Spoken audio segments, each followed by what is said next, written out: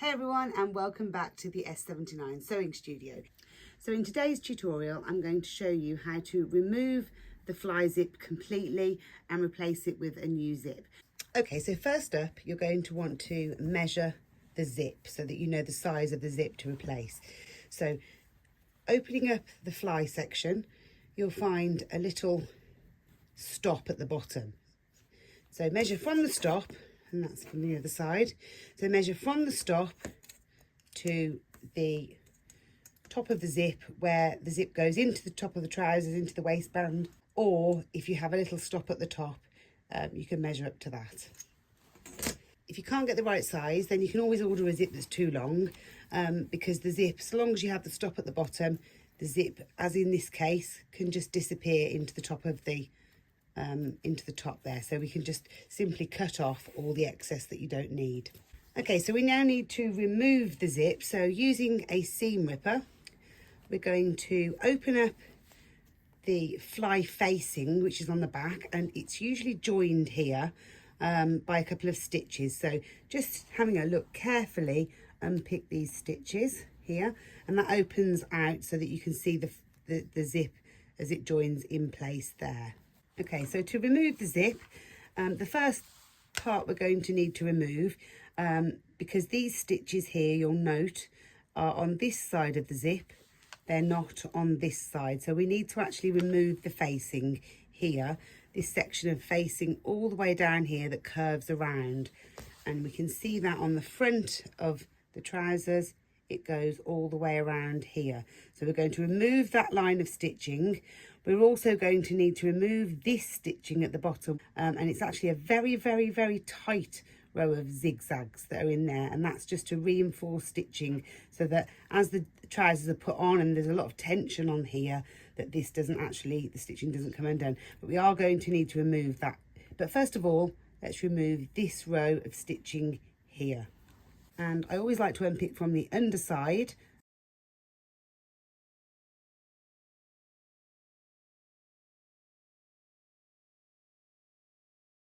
And we can see the stitching curving all the way around there. So we've got to continue taking all this out.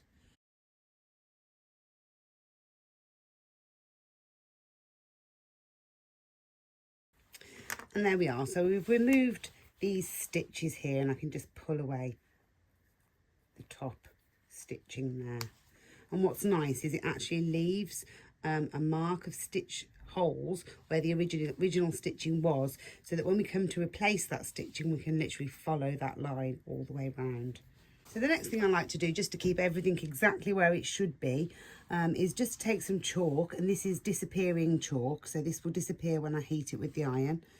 I'm just going to draw a line along the edge just to show the alignment here of the teeth, so we know exactly where on this facing the zip needs to go.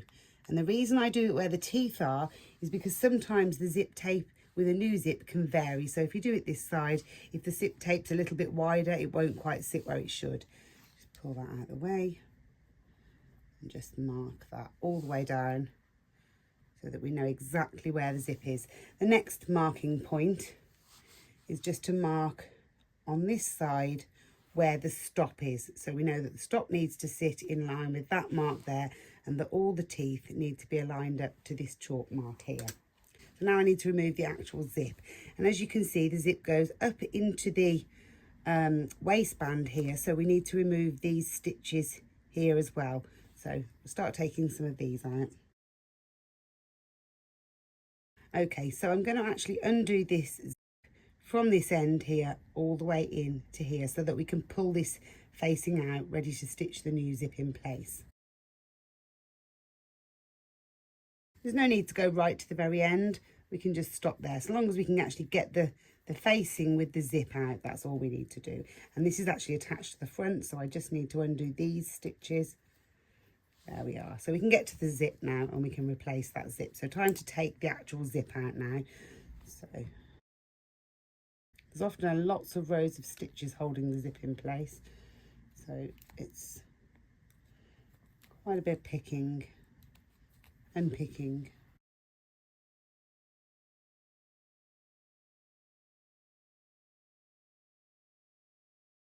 Okay, so we've removed one side of the zip there.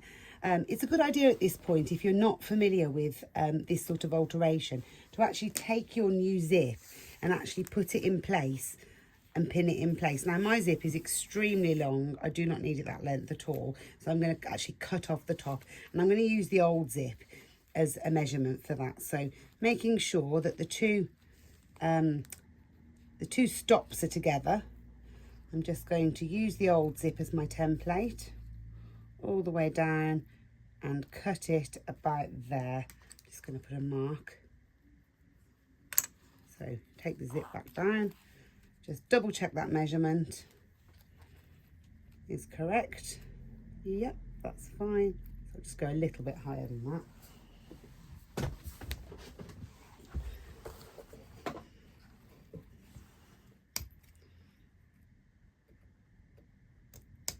Okay, I now have the correct size zip, and so I'm going to put this zip in exactly the same way that we've just taken the old one out, and I'm just going to pin it in place there whilst I take the rest of the zip out. So turning back to the right side, I remember I spoke about this reinforced stitching. We do need to remove this, and the most important thing here is it is a row of zigzag stitches, and you can just ease the seam ripper through those stitches. Be very careful that you can see the shiny seam ripper through all those stitches, and when you're doing this you're not actually going into the fabric, and push that through there and it will cut those stitches there. And let's just ease that away. Now as we pull, we can start to see those stitches there. So now I can come in here, and again making sure that you can see the seam ripper through those stitches. I'm just going to cut those there, and gradually it just starts to come away, just pulling the fabric apart and just breaking those stitches with the seam ripper as we go, making sure that it's only the stitches that we're cutting and not any of the fabric.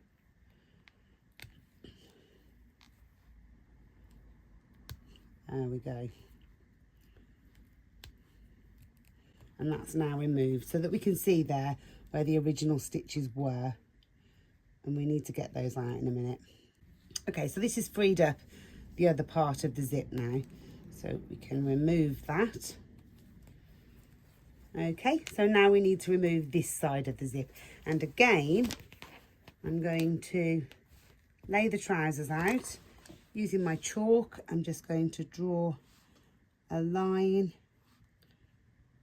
level with whereabouts the edge of the teeth, so that when we put the new zip in, we know to line up the teeth with this section on this facing here. And again, we need to undo a little bit of the waistband here, just to open that up, remove the top stitching. Again, on this side, we don't need to undo too much of that, just enough so that we can pull the zip forward and release that section there where the zip is attached. So now to remove this zip, take care when using the seam ripper like this, you do not want to cut the fabric.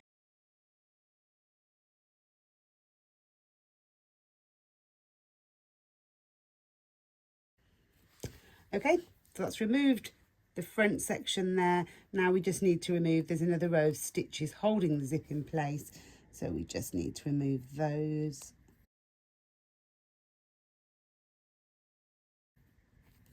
There we are. And the old zip now is removed. Okay, so with the zip still pinned on this side in the correct position, it will actually fit there. That will be the other side of the zip, and that will all go together like that. So we're going to look at this side first, leave the pin in that side just to hold it in place. And I'm going to start at the bottom where we marked the position for the stop. I'm just going to put the zip down at the end there, and you can use and it's right at the end of the facing there, so just making sure that it is lay where it should. And you can use pins or clips. I like to use clips because they can just hold that edge in place. And then following your line of chalk that we made there, just going to put the zip in place and put some clips just along there so that the zip lies exactly where it should on the facing.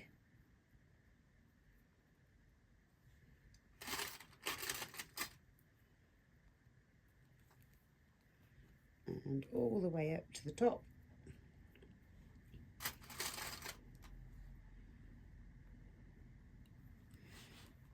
All the way up, following that line that we made earlier.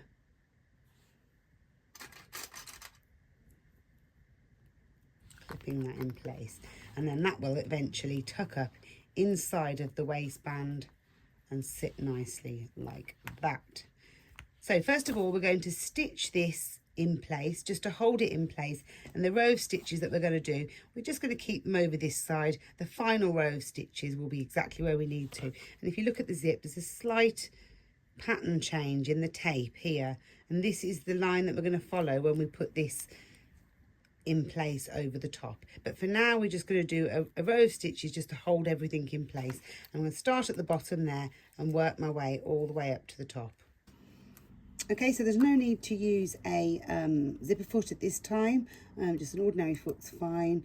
Obviously you can if you want to. We're just going to stitch some basting stitches just to hold everything in place.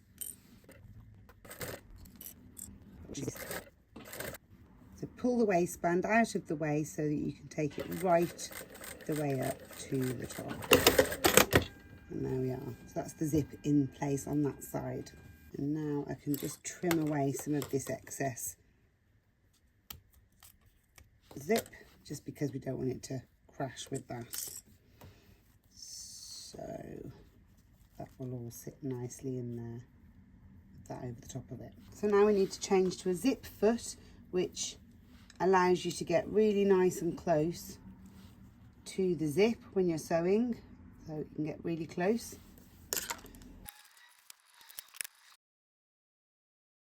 Now going to lay everything nice and flat on this side here. Exactly where it needs to be. Remove any thread. You can see there's a slight mark on the tape, a different sort of finish, which sort of almost a line, which indicates where we want this to lay. So starting as low down as we can, keep this out of the way. Starting nice and low down, we're going to top stitch all of this up here.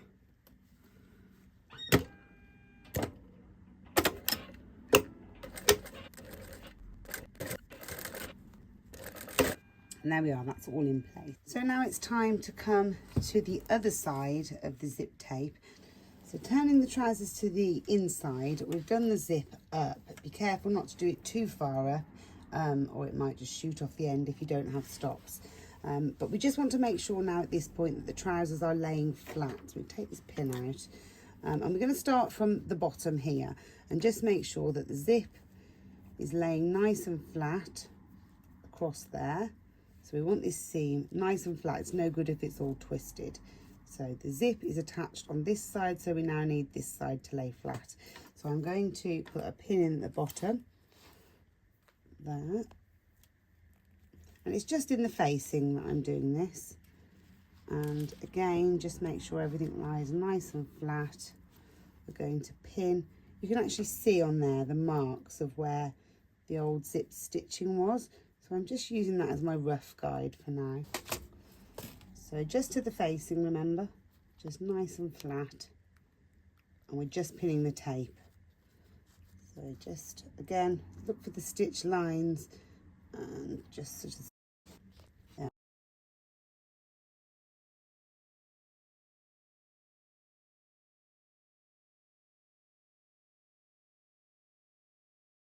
Once you undo the zip, you have the chalk line of where the teeth need to come to. Take care not to pin the teeth, and then carefully undo the zip all the way down. If you've pinned it, just wiggle it around the pins all the way down.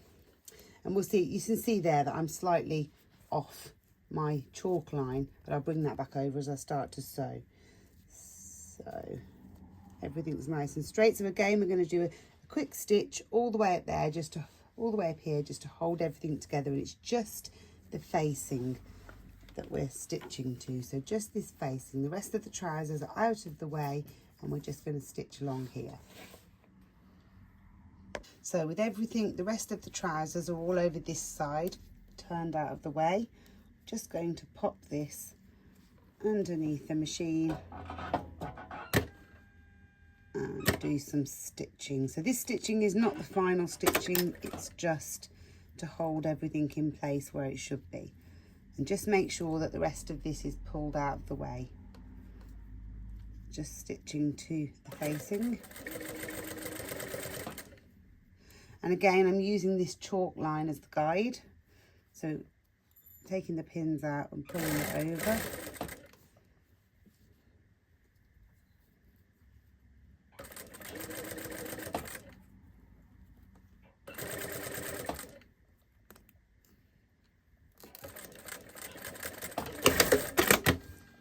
So there we have that stitched in place. Okay, so at this point, let's just double check everything's lying flat. So do the zip up. If you've got open ends, don't do it all the way to the top. And we'll just turn it over to the right side and just make sure that everything is exactly where it should be and you've got a nice smooth crotch area on the trousers. Okay, so undo the zip again.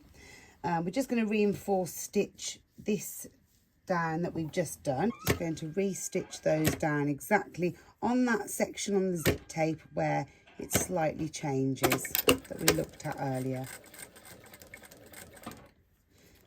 And we can move the zip pull out of the way so that we can. So now it's just time to put the trousers back together. So I'm going to start off by doing this curved stitching here, and I don't know if you can see, but the original holes from the stitches are all still there that I can follow. So for this, I'm going to make sure that this facing, so on the inside, the facing with the buttonhole is turned out of the way. Make sure that this section here is flat, so the trousers are looking exactly as they should. And I'm going to start down there at the centre front, following this curve all the way up to the top edge here. I'm actually just going to switch back to my standard foot. If your zip pulls in the way, just get rid of that as well. You might want to do the zip up a little bit just to get that out of the way. So finding the original stitch line, which is there, making sure the facing's out the way. Yep. Just take care to follow that curve. And then pulling the waistband out of the way, we can complete that. And that's the top stitching in place. So next we just need to reinforce this section here at the base of the fly zip, which, following the original stitch lines, just follow the original stitches. We've got stitches coming up on the edge, the reinforced section along there, and the stitches going back down. So we just need to put those back in. Okay, so now I'm going to do the zip up. It doesn't have to go all the way up to the top, remember, if you've got open edges on the top of your zip. So with the facing back across, we're going to go back to this section here and just create that stitching.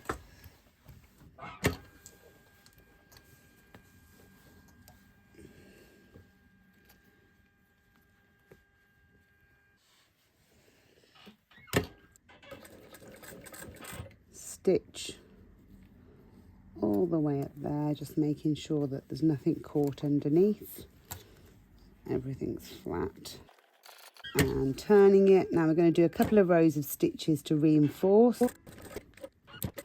And turning it around again, just follow the stitch line back down and finish.